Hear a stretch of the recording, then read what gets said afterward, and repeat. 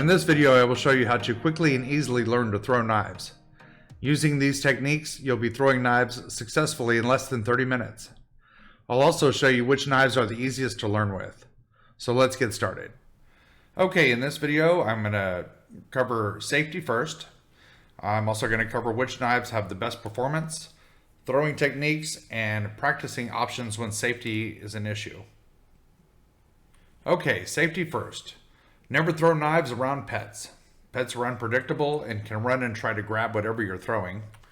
Do not throw knives when people are behind or near your target. Do not throw double-edged knives, and I'll show you why. And also use proper grip when throwing single-edged knives.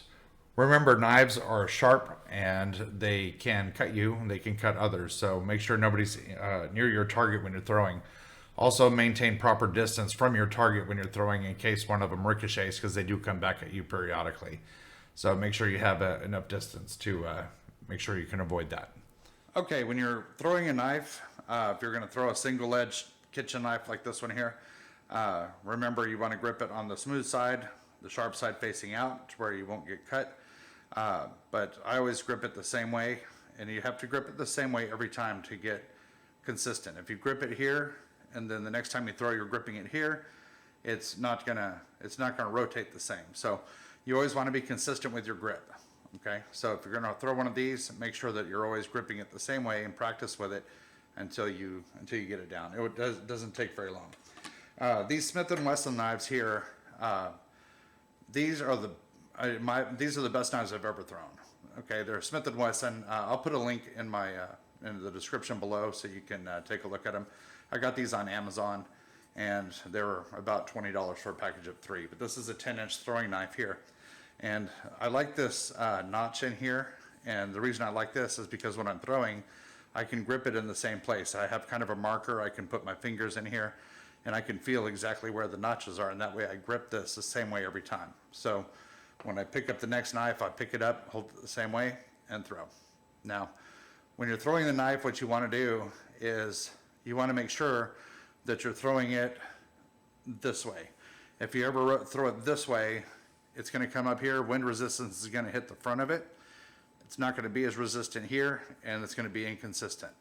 So what we want to do is we want to make sure we're throwing it like a Frisbee, like this, and getting the rotation out of it that we want, with the aerodynamics going equally on both sides of the blade.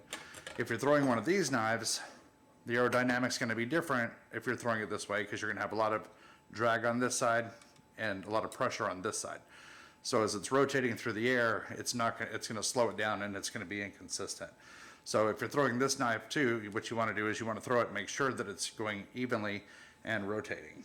Now, the reason I throw a rotating knife as opposed to just a straight stick, one, I could throw a rotating knife at a bigger distance, but when you don't rotate it, it's like throwing a Frisbee without spinning it. It doesn't balance real well as it travels through the air. So this knife here, this one travels real well because the edges are consistent on each side. And like I said, this Smith & Wesson knife is one of the best ones I've ever thrown. But just because I have the notches, and if you are a handle thrower, you still have the notches on this side, so you can still feel it where you're wanting to grip it each time.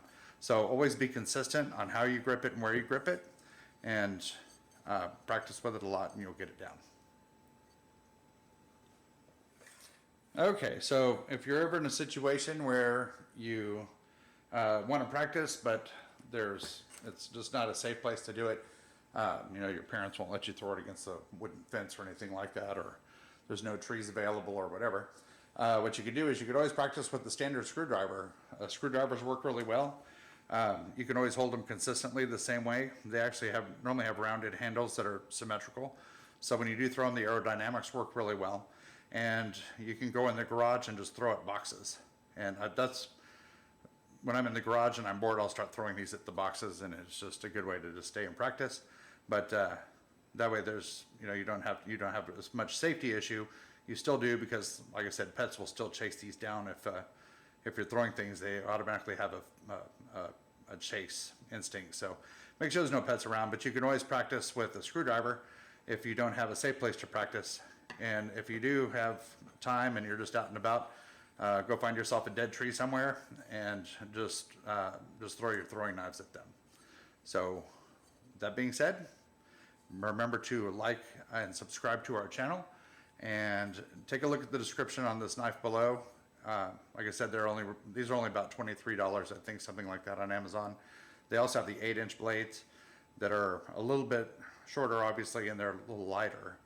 If you're interested in those, and I think those are probably about $30 for six of them. So take a look at the link in our description, and remember to like and subscribe to our channel. Thank you very much.